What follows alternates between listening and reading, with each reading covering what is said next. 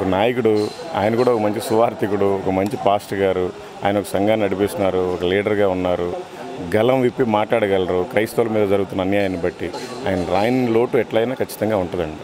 తర్వాత మైనార్టీలకు జరిగిన అన్యాయము, బీసీలకు జరిగిన అన్యాయము, మరి ఏది ట్రైబల్ లంబాడ వాళ్ళకు జరిగినటువంటి అన్యాయాన్ని మాత్రమే చెప్పడం జరిగింది.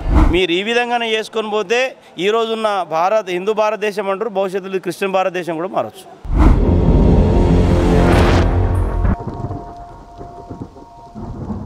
మల్లికార్జున్ గారు, ఇప్పుడు మీరు చేసినటువంటి అంటే మీరు పరిచర్యలు చేస్తానని చెప్తున్నారు, అంటే ఒక సేవకుడిగా మాత్రమే చేస్తాను అని చెప్తున్నారు.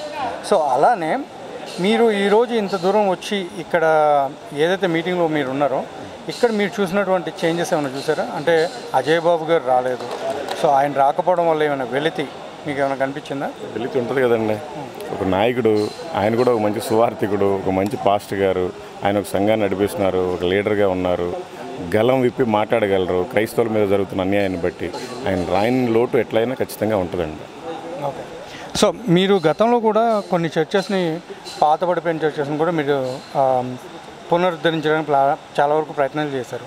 అక్కడ మీ మీద రివర్స్లో క్రైస్తవులు అయ్యింది కూడా వాళ్ళు మీ మీద కేసులు పెట్టారు. అప్పుడు మీ యొక్క అభిప్రాయం అంటే కొంతమంది క్రైస్తవులు ఎవరంటే ఏదో క్రైస్తవులు అని చెప్పుకునే వాళ్ళంతా క్రైస్తవులు కాదండి. ఎవరైతే బైబిల్ను పట్టుకొని బైబిల్లో ఉండే వాక్యాన్ని మొత్తం చదివి వాక్యానుసారం జీవిస్తారో వాళ్ళు మాత్రమే క్రైస్తవులు.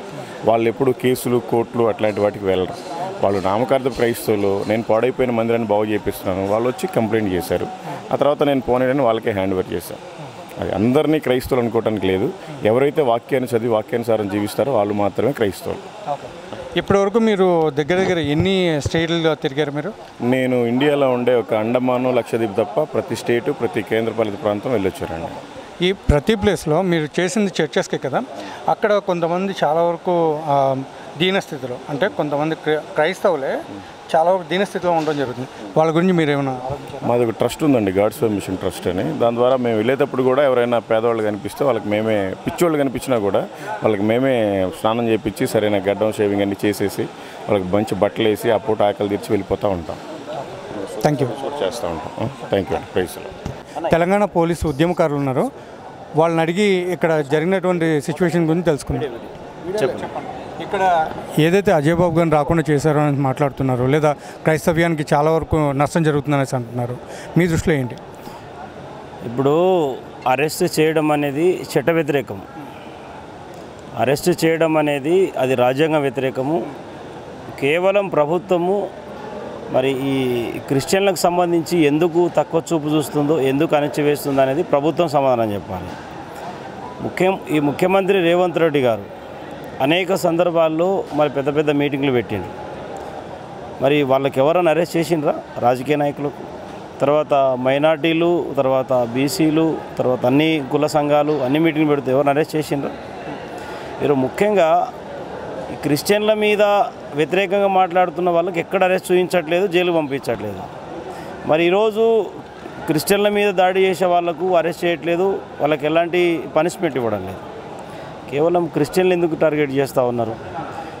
అజయ్ బాబు అనే వ్యక్తి ఈరోజు క్రిస్టియన్లకు సంబంధించి మరి అందరికీ మరి ఆత్మరక్షణ కల్పించాలి, వాళ్ళ హక్కులు కాలరాయొద్దు, వాళ్ళకందరికీ స్వేచ్ఛ ఇవ్వాలని చెప్పేసి అని పోరాడుతూ ఉన్నారు. ముఖ్యంగా పగడాల ప్రవీణ్ గారు గతంలో దళితులకు జరిగిన అన్యాయము, తర్వాత మైనార్టీలకు జరిగిన అన్యాయము, బీసీలకు జరిగిన అన్యాయము, మరి ఏది ట్రైబల్ లంబాడ వాళ్ళకు జరిగినటువంటి అన్యాయాన్ని మాత్రమే చెప్పడం జరిగింది. దానికి సంబంధించి ఈరోజు ఆయన ఎక్కడ ఎవరికి వ్యతిరేకంగా మాట్లాడలేదు. అంటే ఇప్పుడు అజయ్ బాబు గారు మాట్లాడుతుంటే రెచ్చగొట్టుతనం వల్ల చాలామంది మనోభావాలు దెబ్బతింటున్నాయనేసి అన్నారు. దాని గురించి ఇప్పుడు ఈయన పేరేంది, రాజేష్ సింగ్ రెచ్చగొట్టట్లే, బీజేపీ వాళ్ళు రెచ్చగొట్టట్లే. ఇప్పుడు మైనార్టీ వాళ్ళు వాళ్ళ జాతి గురించి, వాళ్ళ కులం గురించి వాళ్ళు మాట్లాడుకుంటారు. ఎవరు బీసీ వాళ్ళు మాట్లాడుకుంటారు, ఎస్సీ వాళ్ళు మాట్లాడుకుంటారు. మరి క్రిస్టియన్ వాళ్ళకి హక్కులు లేవా? ఆర్టికల్ 19 ఏం చెప్తుంది? భావ వ్యక్తీకరణ స్వేచ్ఛ ఉంది, వాళ్ళు బహిరంగంగా వాళ్ళు మాట్లాడుకోవచ్చు, తప్పేముంది? ముఖ్యంగా ఈరోజు మరి ఇతర కులస్తులు మరి మాట్లాడింది వీడియో చూపిస్తే వాళ్ళకి అరెస్ట్ చేస్తారా, ఇటు నిర్బంధిస్తారా? మేము ముఖ్యమంత్రులకు చెప్తున్నాం ఒకటి ఏంటంటే, ఈరోజు ముఖ్యంగా దళితులను అనగదొక్కు, ఇది క్రిస్టియన్ నేను అనుకోవడం లేదు, క్రిస్టియన్ల దళితులు ఉన్నారు, బీసీలు ఉన్నారు, ఓసీలు ఉన్నారు, ప్లస్ మైనార్టీలు ఉన్నారు, ఎస్టీలు కూడా ఉన్నారు. ఎస్సీ ఎస్టీ బీసీ అంటే తక్కువ కులానికి సంబంధించిన వాళ్ళు క్రిస్టియన్లు ఉన్నారు. కాబట్టి మేము క్రిస్టియన్లు అనగదొక్కినట్టుగా మేము చూస్తలేము, ఎస్సీ ఎస్టీ బీసీలు అనగదొక్కినట్టు మేము చూస్తూ ఉన్నాం. ముఖ్యంగా మరో పక్క ఏమో ఎస్సీ ఎస్టీ అట్రాసిటీ నిర్వీర్యం కోసం పనిచేస్తూ ఉన్నారు. ఇంకొక పక్క ఈ ఆర్టికల్ 19 మరి తొక్కే ప్రయత్నం చేస్తూ ఉన్నారు. రాజ్యాంగం ఎస్సీ ఎస్టీ బీసీలకు కల్పించినటువంటి హక్కులన్నీ కూడా మరి కాలరాసే ప్రయత్నం ప్రభుత్వాలు చేస్తూ ఉన్నాయి.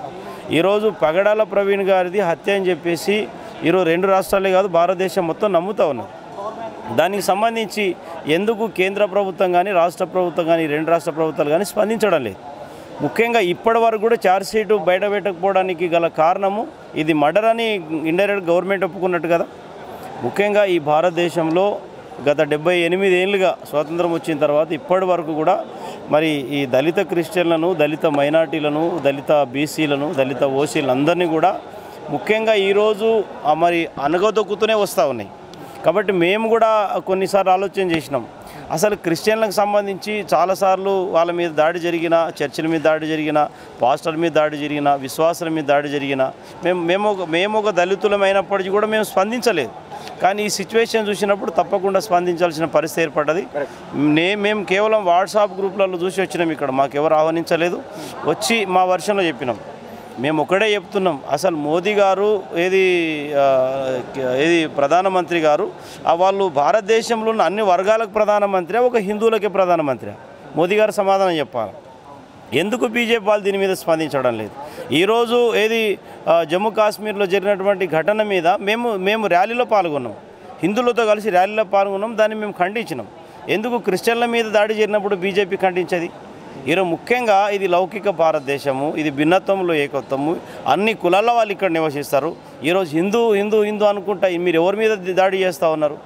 మేము హిందూ పేరుతో మీరు దాడి చేసే వాళ్ళకు మేము ఒకటే ప్రశ్నిస్తున్నాం, ఏంటంటే ఇక్కడున్న మైనార్టీలు హిందువులే, ఇక్కడున్న ట్రైబల్స్ హిందువులే, వాళ్ళు క్రిస్టియన్ కావచ్చు, ఏమన్నా కావచ్చు, ఇక్కడున్న ఎస్సీలు హిందువులే, ప్రతి ఒక్కరు హిందువులే. ఈరోజు మీరు ఎవరి మీద దాడి చేస్తూ ఉన్నారు? హిందువుల మీదే మీరు దాడి చేస్తూ ఉన్నారు. ముఖ్యంగా ఈరోజు క్రిస్టియన్ల మీద దాడి చేయడం అంటే హిందువుల మీద దాడి చేసినట్టు, ఎస్సీ ఎస్టీ బీసీ మైనార్టీ మీద దాడి చేసినట్టు. పని కట్టుకొని మరి ఈరోజు ఆనాడు గుడులలో రానియంది వాళ్ళే, ఆ గుడులలో పూజ చేయించింది వాళ్ళే, అంటే ఏమంటారు మన అంటరానితనం చేసింది వాళ్ళే. అంటే మరి మేము నిమ్న వర్గాలని చెప్పేసి, వెనకబడ్డ కులాలని చెప్పేసి మనకు ఊరు బయట పెట్టింది వాళ్ళే. అంటే అది అప్పుడు కదా, ఇప్పుడైతే ఎక్కడ కనిపించలేదండి. ఇప్పుడు నువ్వు గ్రామాలలో ఉండి ఏ హనుమాన్ మీద దళితులు రానిస్తారండి? నేను దళితుని ఇప్పుడు రానియరు. ఇప్పటికి మీదికెళ్ళి నీళ్ళు పోస్తారు, ఇప్పుడు మీదికెళ్ళి షాయి పోస్తారు, ఇప్పుడు మీదికెళ్ళి అన్నం పెడతారు. ఈరోజు నేను మా నాయన సొన్నాయి వాయించేది, డప్పులు కొట్టేది సావుకు, పెళ్ళికి సావుకు. ఆ డప్పు కొట్టుడు నేను కూడా సొన్నాయి నేర్చుకుని ఇప్పుడు కూడా మీదికెళ్ళి నీళ్ళు పోస్తారు. గ్రామాలలో ఉన్నది, ఇప్పటికి ఉన్నది.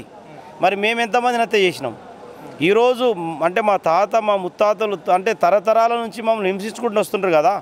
మరి ఇంకా కూడా ఈరోజు మీ గుడిలోకి రానికపోతే వాళ్ళు ఇంకో గుడికి పోతుండ్రు, అక్కడ కూడా పోద్దని దాడి చేసే అధికారం మీకు ఎక్కడున్నది? కాబట్టి ముఖ్యంగా మేము ఒకటి ముమ్మాటికి ఈరోజు కాంగ్రెస్ అయినా బీఆర్ఎస్ పార్టీ మరి క్రిస్టియన్లకు సంబంధించి క్రిస్టమస్ పండుగకి శారీలు పంచిండ్రు. చర్చిలలో పోయి చంద్రబాబు నాయుడు వాక్యం చెప్పినోడే, తర్వాత పవన్ కళ్యాణ్ కూడా వాళ్ళ పిల్లలకు అంత క్రిస్టియన్ పేరు పెట్టుకున్నాడే, తర్వాత కేటీఆర్ కూడా నేను అమెరికాలో చర్చికి పోతానోడే, మరి ఈయన కేసీఆర్ కూడా అన్ని మొత్తం ఎమ్మెల్యేలందరూ కూడా మరి బీఆర్ఎస్ పార్టీ ఉన్నప్పుడు చర్చిలలో పోయి పాల్గొనమని చెప్పిన వ్యక్తి ఎందుకు బీఆర్ఎస్ పార్టీ అని ఏ పార్టీ కూడా స్పందించలే. అందుకోసమని నేను ఒక తెలంగాణ ఉద్యమకారుడు చెప్తా ఉన్నా, ఒక బ్రదర్ మీటింగ్లో మాట్లాడిండ్రు, క్రిస్టియన్లు కూడా సర్పంచ్లకు పోటీ చేయండి, ఎంపీటీసీలకు పోటీ చేయండి, జెడ్పీటీసీలకు పోటీ చేయండి, ఎమ్మెల్యేలకు, ఎంపీలకు, ఎమ్మెల్సీలకు అన్నిట్లలో పోటీ చేయండి. మేము ఒకటే చెప్తున్నాం, మీరు దాడి చేస్తే మనం దాడి చేయలేం, కానీ రాజ్యాంగబద్ధంగా మనం ప్రొటెక్ట్ చేసుకోవాలి, మనం కాపాడుకోవాలి. కాబట్టి ఈరోజు ఒక పగడాల ప్రవీణ్ గారి మీద జరిగినటువంటి అన్యాయము తెలంగాణ, ఆంధ్ర, ఇక్కడ కర్ణాటక, మహారాష్ట్ర అన్ని రాష్ట్రాలలో అందరు క్రిస్టియన్లు అందరూ బయటకు వచ్చి ఈరోజు వి వాంట్ జస్టిస్ అని చెప్పేసి న్యాయం కోరినరు. కాబట్టి ముఖ్యంగా మేము ప్రభుత్వాలను కోరుతా ఉన్నాం, రేవంత్ రెడ్డి గారు ఈ అరెస్టులు కరెక్ట్ అయినటువంటి పద్ధతి కాదు. ఈరోజు మరి హిందూ మీటింగ్లు పెడతారు, మీరు అక్కడ అరెస్ట్ చేయగలుగుతారు, ఇంతమంది రెచ్చగొట్టేటోళ్ళు లేరు. ఈరోజు ముఖ్యంగా రాజేష్ సింగ్ గారికి అనేక ఆంక్షలు ఉన్నప్పటికీ కూడా అనేక కార్యక్రమంలో పాల్గొంటున్నారు. వాళ్ళకి ఎందుకు మీరు ఆంక్షలు పెట్టట్లేదు? వాళ్ళ ప్రోగ్రాం ఎందుకు ఆపట్లేదు? ఈరోజు ఒక క్రిస్టియన్ వాళ్ళని ఎందుకు మీరు ఇది చేస్తూ ఉన్నారు? కాబట్టి ముఖ్యంగా ఇప్పుడు ఈ క్రిస్టియన్ మీటింగ్లను కానీ క్రిస్టియన్ కొంతమంది పాస్టర్లను కానీ ఆపితే ఆగేది కాదు. మీరు ఆపితే ఇంకా 100 రేట్లలో క్రిస్టియానిటీ పెరుగుతుంది తప్పితే ఇది తగ్గేది కాదు. మీరు దాడులు చేయడము, క్రిటిసైజ్ చేసి మాట్లాడము, వాళ్ళని ఇబ్బంది పెట్టడము, హింస చేయడం కరెక్ట్ అయినటువంటి పద్ధతి కాదు. మీరు ఈ విధంగానే చేసుకొని పోతే ఈరోజున్న హిందూ భారతదేశం అంటారు, భవిష్యత్తులో క్రిస్టియన్ భారతదేశం కూడా మారచ్చు.